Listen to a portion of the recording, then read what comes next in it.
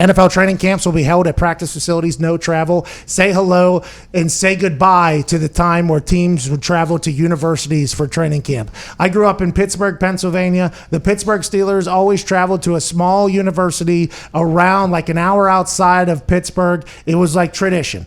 Families would go watch him practice. You get autographs on the way out. It was a big deal. Green Bay always had the bikes where the fans would be able to come. They go across the street, the whole thing. When I was with the Colts, we started out at a university that was left of our city. Then we moved to a university that was upper right of our city. Anderson University. Fans were there all day, every day. But then as time went along and as the economics started stacking against the team, where it would cost them millions of dollars to transport all of their medical stuff, all of their equipment stuff, everything that you possibly need to run a football team, pick it up from your facility, move it to another facility that isn't always capable of handling all of the things that you have every single summer, then moving it all back into the building. Not only does it cost money, but it's also a nuisance to the athletic trainers, the equipment managers. Everybody is potentially getting hindered by it. Now, what are the upsides of traveling for training camp? Well, you get away with your brothers.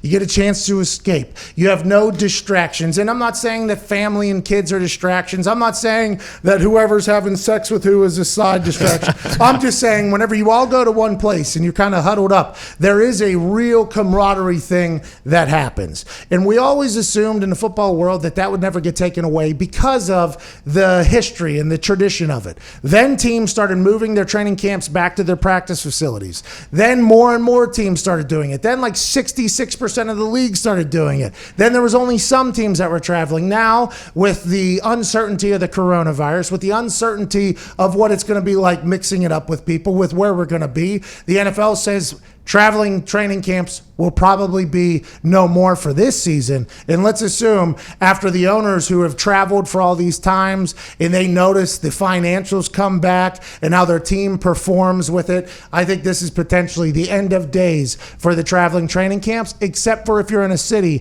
that gets above 100 degrees. Like the Saints used to move their training camp. They went up to the Greenbrier in West Virginia. They moved a little bit for health and safety reasons. I assume that other people are doing the same things. But aside from that, look for the days of the public training camp to be behind us for a lot of reasons. And the number one would be the uncertainty of that coronavirus that has kind of put a potential stranglehold on everything. Yeah, it's the first time since 1965 that Steelers won't be going to St. Vincent in Latrobe. And like I know their practice facility, there is absolutely no room for fans. So I assume no fans are going to be at any training camps. Are teams and coaches going to love that? Yes. Coaches, front office, teams, the owners love the fans coming to practice, right?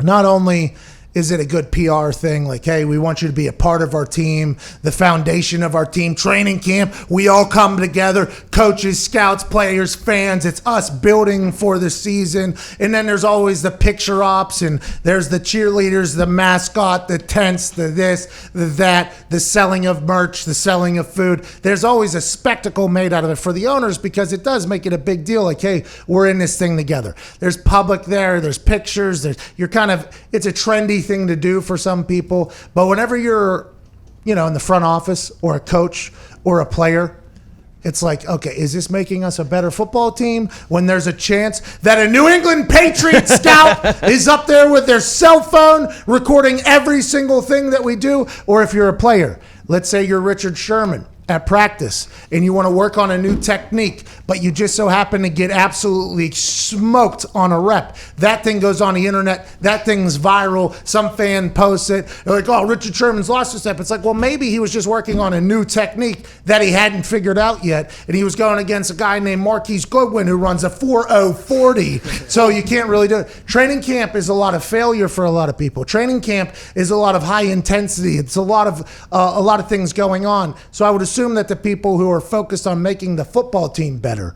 they will be happy to eliminate the distractions of the fans and the potential espionage and all that stuff. But I do believe that a lot of the football guys, diehard football guys, will miss the thought of going to a camp together. And that'll be something they'll have to kind of weigh the pros and cons of. But I assume we're at the end of days here for the training camps going public. Is that the only thing that they'll miss? Like, are you getting anything out of those joint practices, really? So I was a part of one joint practices with the Chicago Bears. Bear Don.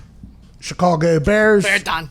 And it was interesting because some guys didn't play because they didn't want them to get hurt. So then we're using some backups for some things and some things. I think it's like a preseason game. I think you can find out a lot in one-on-ones. You also get a chance to scout another 80 players from another team, which at least half of them are going to get cut, so you get a chance to do a lot of things. I think teams love the joint practices.